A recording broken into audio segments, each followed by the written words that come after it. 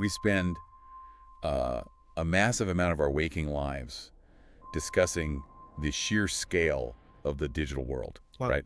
Like the infinite possibilities, the global connection, these just endless streams of data. Right, the macro perspective. Exactly, the macro perspective. But I want to pull way back from that today and start off by painting a very specific, incredibly intimate picture. It's a scene that I guarantee you, the person listening to this deep dive right now, knows intimately well. Oh, totally. We've all been there. Yeah. In fact, you might actually be in this exact scenario as we speak. So think about it. It's late at night. The physical room you're sitting or lying down in is completely dark. Just pitch black. Just pitch black. And the only source of illumination is that harsh kind of bluish artificial glow casting shadows all across your face. You're lying in bed, or maybe you're slumped deep into the corner of the couch, and you have entered what we call the zone. The doom scroll. Right, the late night doom scroll. Yeah, and the physical posture of that exact moment is incredibly telling if you think about it. Like the hunched shoulders, the neck tilted downward, the gaze just locked onto a screen that sits mere inches from your eyes. Right. It is basically an isolation chamber, right? One that we voluntarily enter. We're completely cutting off our peripheral vision and tuning out, all the ambient noise of our actual surroundings. And in that posture, in that specific isolated state, you experience this intoxicating feeling of absolute control. I mean, think about what your thumb is doing. It's on autopilot. Totally on autopilot. Yeah. It is functioning as this magic wand, basically dictating a totally frictionless feed of content. You are the undisputed master of this tiny glowing universe. Yeah, exactly. If a video bores you for even a fraction of a second, a micro movement of your thumb banishes it to the void. If an image scares you, or I don't know, if a concept makes you mildly uncomfortable, you just swipe away. Yeah. Or you close the app entirely. You dictate the terms of engagement. Right, with ruthless efficiency. Yeah. It feels like the ultimate safe space because you hold the ultimate kill switch. Well, and we really need to look closely at the UX design there, right? The user experience engineering that actually creates that feeling. Because Silicon Valley has spent billions of dollars, literally decades of research, to eliminate any sense of friction between the user and the platform. Right, they want it to feel seamless. Exactly. They want the interface to feel like an extension of your own nervous system. When every single swipe yields an immediate, entirely predictable result, you are being psychologically conditioned. Conditioned to believe you're in charge. Right, conditioned to believe that the flow of information is entirely subservient to your immediate whims. We have basically constructed this environment where we genuinely believe we hold all the cards.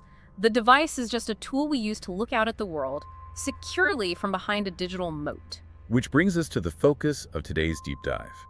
Because today, we are going to look at the terrifying consequences of what happens when that exact psychological condition... An assumption of safety. Yeah, when that hardwired assumption of safety is completely weaponized against you. We are diving deep into a really fascinating breakdown video from a YouTube channel called The Midnight Curator. Which is an excellent channel, by the way. Oh, incredible stuff. And the subject of their analysis is a piece of interactive horror media titled Don't Watch This Alone. But the curator's breakdown reveals that this isn't just, a spooky campfire tale. Not at all. It's a narrative that specifically preys on that late-night autopilot doom-scrolling mindset we just talked about. It takes the illusion of control you feel right now, holding your device, and systematically dismantles it. Right, and the focus of our analysis today isn't just to recap a scary plot. The Midnight Curator's video exposes the underlying mechanics of a trap, really. A psychological trap. Exactly. We are going to examine how narrative structure, when combined with our deeply ingrained technological habits, can completely manipulate the viewer. So our mission on this deep dive is to deconstruct exactly how this narrative turns the very device you use for comfort into a hostile environment. Yeah. We are going to track the protagonist's journey from passive scroller to active victim. And ultimately, we want to understand how this specific type of storytelling manages to drag you, the listener, sitting in the dark, directly into the crosshairs. It's brilliant. Terrifying, but brilliant. So let's drop right into the beginning of the protagonist's journey. You're scrolling, your thumb is flicking upward, you are entirely in control. And then the algorithm serves up an anomaly. something that completely halts that frictionless feed. And the disruption is jarring, right? Because it defies the established visual grammar of the entire platform. You're right. Normally, a feed is just this chaotic explosion of stimuli. You've got neon colors, bold text, screaming faces, heavily optimized thumbnails designed to literally hack your attention. Maximum engagement. Exactly. But the protagonist, however, swipes up and encounters a recommended video that has absolutely none of these elements. There is no title. There is no creator icon. There is no thumbnail image. The screen simply goes pitch black. Which is basically the visual equivalent of a record scratch. You are completely primed for a dopamine hit of quick entertainment, and instead you are handed a sensory deprivation tank. Yeah, it's deeply unnatural. Staring into a black screen on your phone is weird. It forces you to look at the reflections on the glass, maybe even see your own face for a second. Which nobody wants to do at 2 in the morning. Exactly. And then, out of that unnatural silence, a slow, totally uncompressed voice breaks the tension. It doesn't ask you to like or subscribe. It issues a direct, explicit command. It says, if you're hearing this, you should stop. This story is not meant for you. And you really have to consider how radical that is within the context of modern media consumption. Right, because platforms run on retention. Exactly. Right. Creators employ every psychological trick available to prevent you from leaving. So when a piece of media delivers a literal spoken threat telling you that you are in the wrong place and instructing you to leave immediately, it violates the core contract of the platform. But the Midnight Curator points out something really vital about human psychology here. We completely failed to process this as a genuine warning. Right, because we don't see it as a threat. Yeah. We feel totally untouchable. I always think of this dynamic like visiting a zoo. Oh, that's a good analogy. Right. Like you can walk right up to the lion enclosure and stand 3 inches away from a 400-pound apex predator.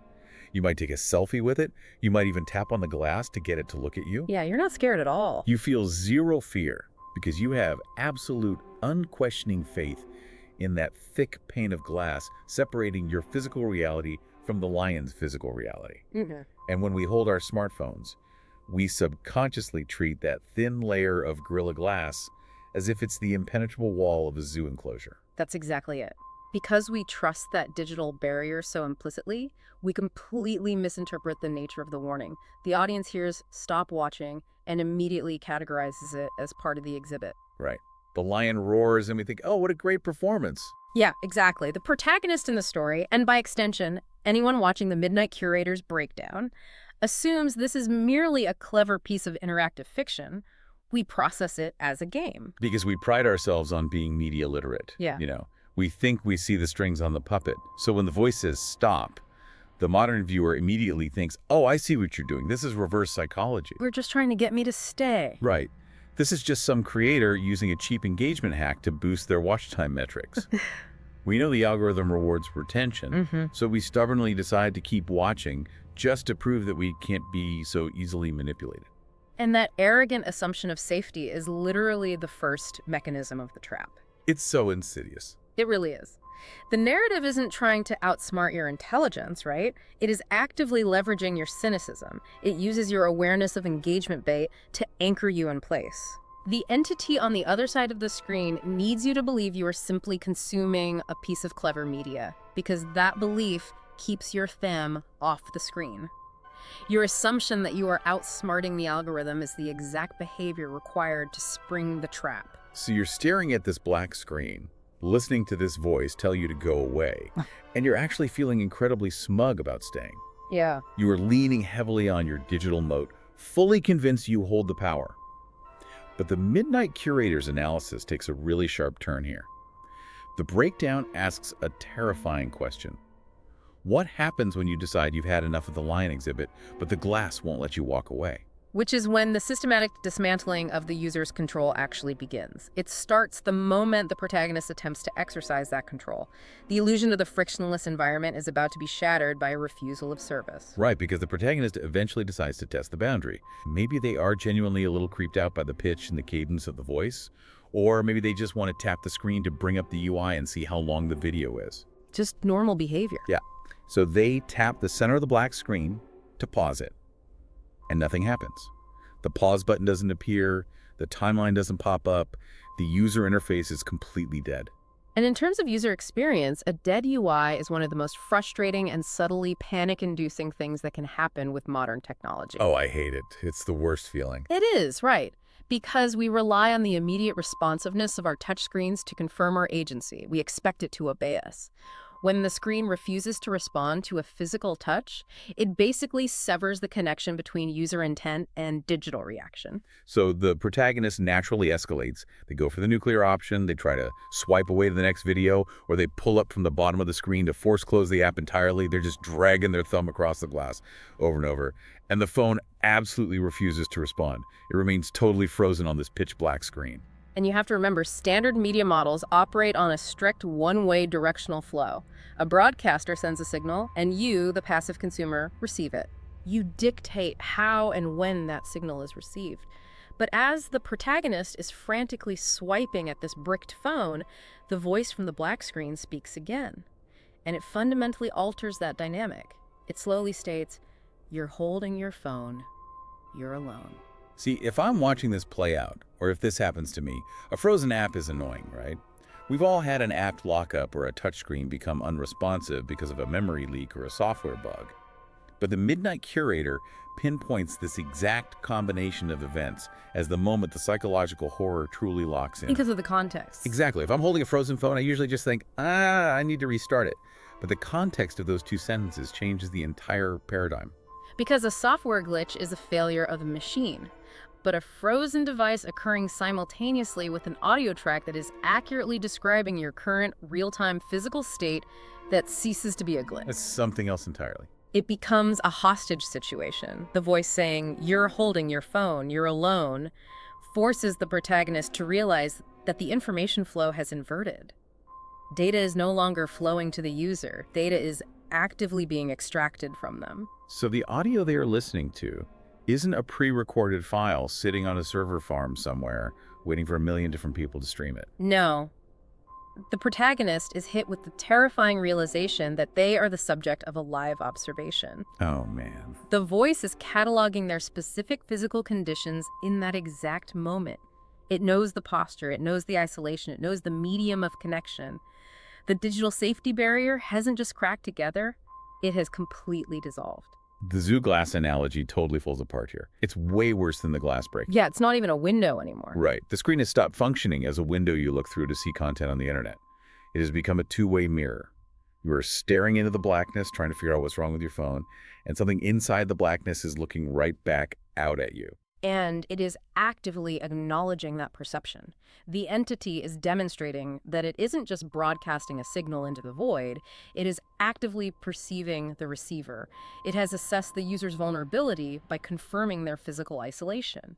The whole parasocial relationship where the viewer observes the creator without the creator knowing they exist, that has been violently inverted. So the protagonist is now holding a piece of plastic and glass that completely refuses to obey their commands, and it's communicating that it knows they are completely alone. The digital wall is compromised. Now, if I'm directing a standard horror movie, this is exactly the moment I execute a massive jump scare. Of course. I'd throw a screaming, grotesque face onto that black screen at maximum volume just to get the audience to jump out of their seats. But the Midnight Curator notes that the narrative avoids doing that entirely. Yeah, and that's a really deliberate choice, because a jump scare in that moment would actually be a release valve for the psychological tension. Wait, really? A release valve? Yeah, think about it. If a monster pops up on the screen, the threat is still contained within the pixelated boundaries of the device. Your brain registers it as digital content no matter how startling it is. You jump, your heart rate spikes, but then you realize, oh, it's just a picture on a screen. Ah, okay, I see. But the entity in this narrative is far more insidious. It doesn't attack the digital interface. Its next move is an assault on the protagonist's physical reality. Right, because the voice issues another instruction. Yeah. And it is incredibly simple, delivered really calmly, but it is completely paralyzing. It tells the protagonist explicitly not to look behind them. And this negative command is just a masterclass in weaponizing human psychology. By telling someone not to do something, you force their brain to immediately conceptualize the forbidden action. Right. The narrative bypasses the phone entirely here, and it uses the listener's own spatial awareness against them. Like if I tell you right now, wherever you're listening to this, don't think about your breathing.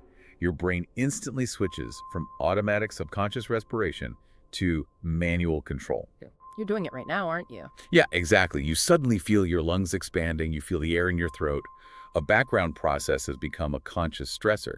Or if I say, don't look at your nose, your eyes naturally cross slightly, and you suddenly perceive it in your peripheral vision. And the neurological mechanism is exactly the same with this warning.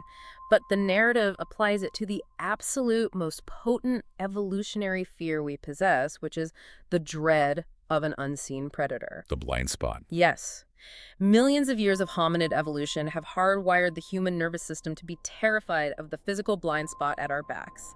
It is the most vulnerable vector for attack. So by drawing urgent, explicit attention to that blind spot and demanding you ignore it, the command forces the amygdala into overdrive. Because your brain cannot tolerate the idea of an unchecked vulnerability. No, it can't.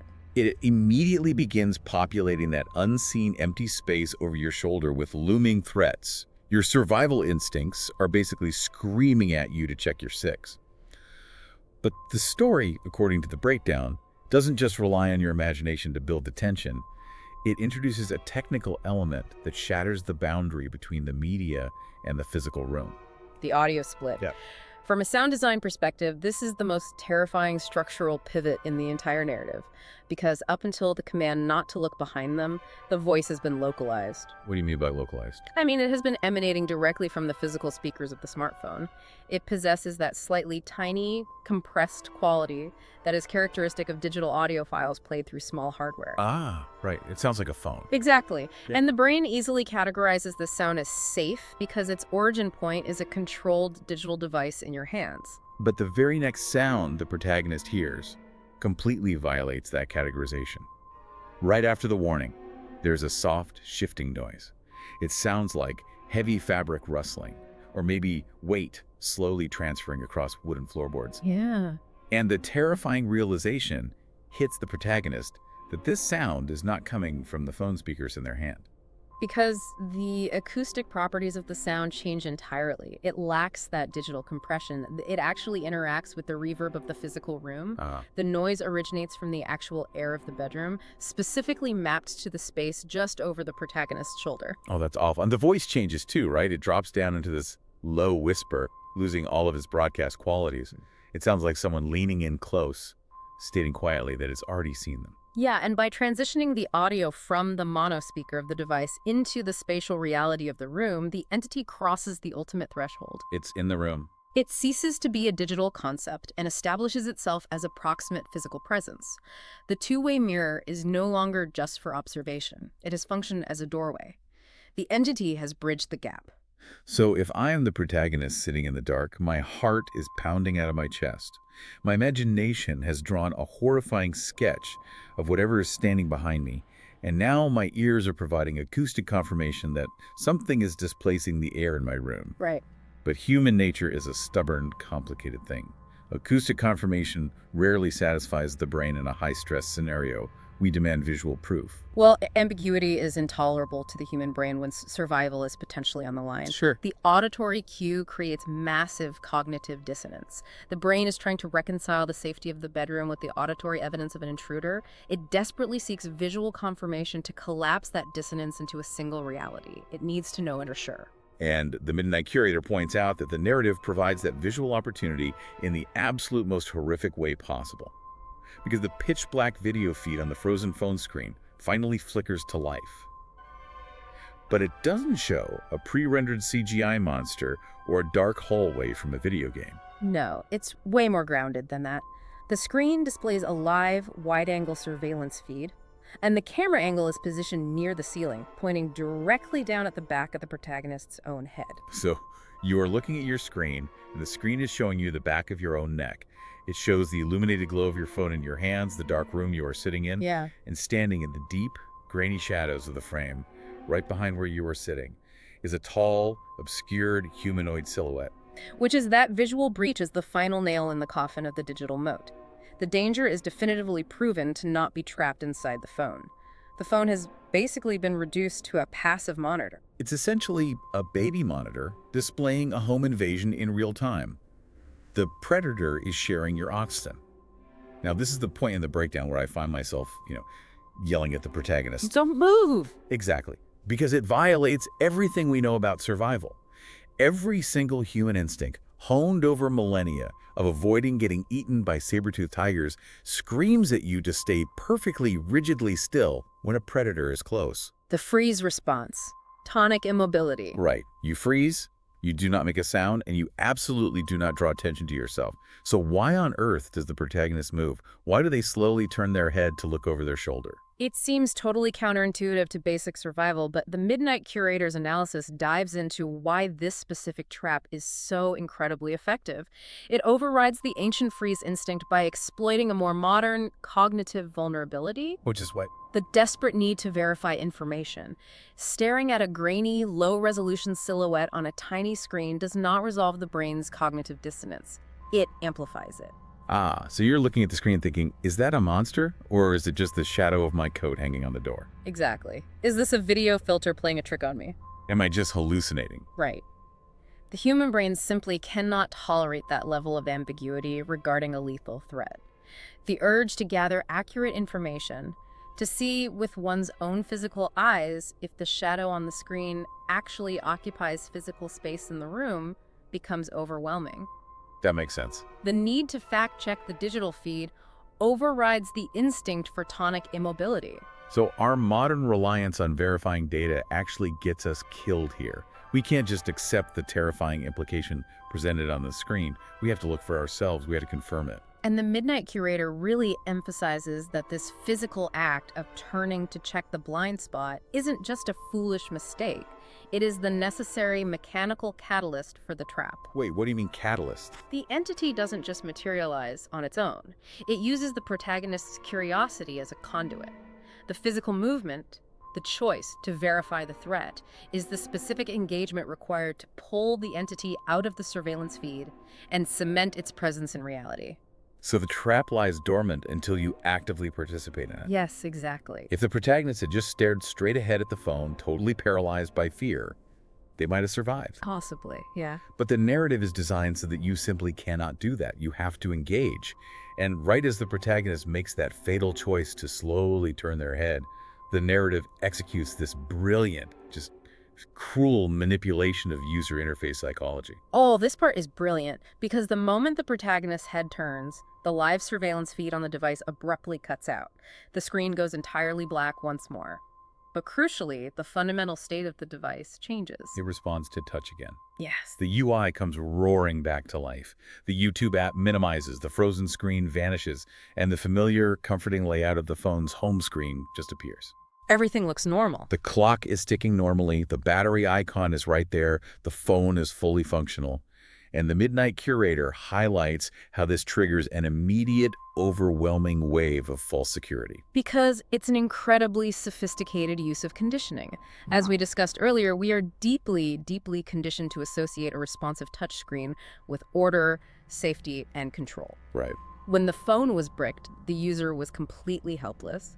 The sudden return of swipe functionality signals to the brain that the anomaly has passed, the software has corrected itself, the glitch is over. It's the digital equivalent of waking up from a terrifying nightmare, looking around your familiar bedroom, and letting out a massive sigh of relief. Think, oh, thank God, my phone just crashed while playing a weird viral video. It was all in my head. The adrenaline starts to recede. You drop your guard. And in that exact moment of profound relief when your guard is totally down, the narrative shatters the illusion with a single, highly engineered sensation. A vibration.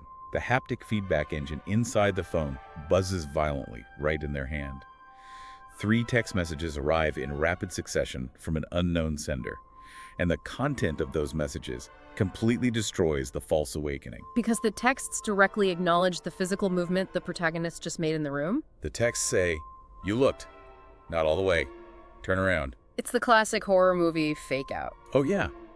The monster is dead, the sun is shining, the protagonist smiles, and then bam! The monster's hand bursts through the floorboards. Exactly, but this narrative adapts that old trope by using the UI elements we trust the most intimately. A functional home screen and standard text notifications are used to yank the protagonist back into absolute terror. It's so violating. It is, and it's a demonstration of ultimate dominance by the entity. Right. It hasn't vanished. It has simply migrated its method of assault. By moving from an anonymous video feed to the direct messaging app, it invades the most personal, intimate communication channel available. Right, texting is personal. It proves that the control the protagonist thought they had regained was entirely fabricated by the entity to maximize the psychological impact of those text messages. And the entity isn't done breaching boundaries yet.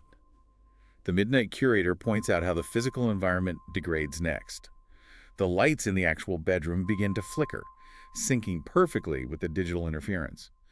The separation between the code on the phone and the electricity in the walls just dissolves. And then comes the final move. Yeah, the phone executes an action entirely on its own, completely bypassing the user's control one last time. It forcibly opens the camera app and switches to the front-facing selfie camera. Now, throughout this entire ordeal, the smartphone has been a tool for looking outward. Even when it functioned as a surveillance feed, it was showing the room from a high, detached angle. Right. By forcing the front-facing camera open, the device strips away the very last conceptual layer of spatial separation. It literally turns the phone into a mirror. It forces the protagonist to look at their own terrified face in sharp, brightly lit focus. And right there, occupying the exact same immediate physical space in the background of the frame, the tall entity comes into absolute clarity. You aren't looking at a monster across the room anymore. You are looking directly into your own eyes, and the monster's in the frame with you, just looming over your shoulder. In the sound design, it delivers the final lethal blow here. The audio doesn't come through the phone's speaker. The final whisper originates from mere inches behind the protagonist's actual physical neck. You weren't supposed to finish the story. You weren't supposed to finish the story. That whisper is basically the thesis statement of the trap. It is. The protagonist's curiosity, their stubborn insistence on staying engaged with the piece of media they were explicitly warned to turn off. That was the mechanism of their own destruction. Because the narrative is making a definitive philosophical point here. The protagonist did not stumble into this fate randomly. They actively curated it through their repeated refusal to disengage. They were given an out multiple times, and they chose to stay. Then the story ends abruptly, right on that whisper. A sudden cut to black. Complete dead silence. The Midnight Curator refers to this cut to black as implying total erasure. The protagonist isn't just killed, they are consumed by the consequences of their own engagement. It's an incredibly heavy silence that hangs over the end of the video. Now, if this were a standard YouTube analysis channel, this is exactly where the video would wrap up, right? Yeah. The curator would summarize the clever use of UI, praise the sound design, maybe ask the viewer to leave a comment, and the video would just end. Right, just a normal outro. But the Midnight Curator's breakdown takes a massive structural pivot here. And this pivot is the most crucial and frankly the most terrifying concept in the entire deep dive. It changes everything. Because the analysis stops being an objective look at a fictional protagonist, and it shifts its focus to the person watching the breakdown. Yes. Let's examine the mechanics of how a mimetic contagion functions in this context, because the structural design here is brilliant. Right, because if the analysis shifts to the person watching the screen, that means the breakdown itself is part of the structure. The curator pulls up this intricate network map on the screen and starts explaining that the horror story we just dissected isn't just a standalone piece of fiction. It operates on a very specific set of rules. The curator calls it a digital contagion. Exactly. And the curator explains that the entity detailed in the story requires a host to manifest, but it cannot force itself upon a user unprompted. It requires absolute compliance. It requires the target to voluntarily fill a completion bar. And how does someone fill that completion bar? By hearing the narrative all the way to its conclusion. By staying actively engaged until the final plot point is delivered. The structure of the narrative is designed to force the listener to transition from a passive observer into an active participant. I mean, think back to the very first warning issued by the black screen at the beginning of the video. If you're hearing this, you should stop. This story is not meant for you. When we discussed that earlier, we analyzed it as a warning directed at the fictional protagonist within the universe of the story. But the Midnight Curator reveals that we completely misread the target of the warning. That warning wasn't flavor text for the character. No. It was a literal functional warning directed at the external viewer. It was directed at anyone who hit play. By remaining engaged with the breakdown video, by listening to the curator explain all the twists, the viewer ignored the exact same explicit warning that doomed the protagonist. Exactly. Well, by extension, we just spent the last hour breaking down every single beat of that story. Yeah, we did. We just played the whole narrative out, start to finish. We explained the ending. The warning at the beginning of the video wasn't just for the protagonist, and it wasn't just for the curator's audience. It was for us, and it's for everyone listening to this deep dive right now. You, the listener, assumed you were safe. You assumed you were insulated by the format of an audio track, just taking in an analytical breakdown of a scary story. You felt the exact same arrogant, cynical safety the protagonists felt when they assumed the black screen was just retention baiting. You thought you're just a passive observer. But because you stayed to find out what happened, because you let your curiosity guide you through the explanation of the mechanics, you perfectly replicated the protagonist's fatal flaw. You let the need for information override the instruction to stop. The act of observing the contagion is how the contagion spreads. Right. By attempting to intellectually understand the mechanics of the trap, you expose yourself to its parameters. The Midnight Curator posits that the completion bar isn't a metaphor for narrative pacing. It is a literal metric of engagement. And by hearing the end of the explanation, by consuming that final whisper, that bar is now full. Because you finished the explanation, because you are still listening to my voice right now in your darkroom, the entity is now fully aware of your presence. It is a horrifying synthesis of how we interact with modern media. The source material argues that in the digital age, the concept of a passive audience is a complete myth. A total myth. We comfort ourselves with the idea that we can just let content wash over us. We scroll, we watch, we listen, and we believe it doesn't affect us unless we actively engage, like leaving a comment or sharing a link. But the sheer act of keeping the app open, the decision to not hit pause, the choice to keep the audio playing in your ears, that is an action. That is active participation. Yes. Every second of watch time, every minute of audio streamed is an active, measurable choice to remain connected to a source. And the text explicitly states that the consequences of this participation are not necessarily immediate jump scares, but they are inevitable. The breakdown ends with a warning that the next time you find yourself entirely alone in the quiet, the next time you are sitting in that dark room with just the glow of your screen illuminating your face, you will remember this exact moment. You'll remember the moment you almost turned around to check your own physical blind spot while listening to this deep dive. You will remember that you were explicitly told to stop at the very beginning of the story, and you chose not to. By insisting on finishing the story, you haven't just consumed a piece of media, you've invited the consequences of that media directly into your physical environment. The digital moat you relied on is revealed to be nothing more than a welcome mat for the entity you chose to observe. It's unsettling. It really is. Let's pull all of these threads together because the psychological journey we just mapped out is incredibly dense. We started with the universal, modern illusion of the frictionless scroll, that deeply comforting feeling that we are the absolute masters of our digital domains, perfectly insulated by the Gorilla Glass of our screens. And we observed how that illusion of control was systematically dismantled. Right. The device froze, ceasing to be a one-way window and violently transforming into a two-way mirror that actively observed and cataloged the user's isolation. Then, the narrative weaponized the physical space around the user. It moved the threat from the compressed digital speakers into the actual acoustic air of the room, exploiting millions of years of evolutionary fear regarding the unseen predator lurking in our blind spot. It utilized the UI of a live surveillance feed to confirm the physical presence of the threat, perfectly baiting the trap. It relied on the modern human's desperate need to verify data, knowing that curiosity would override the ancient instinct for tonic immobility.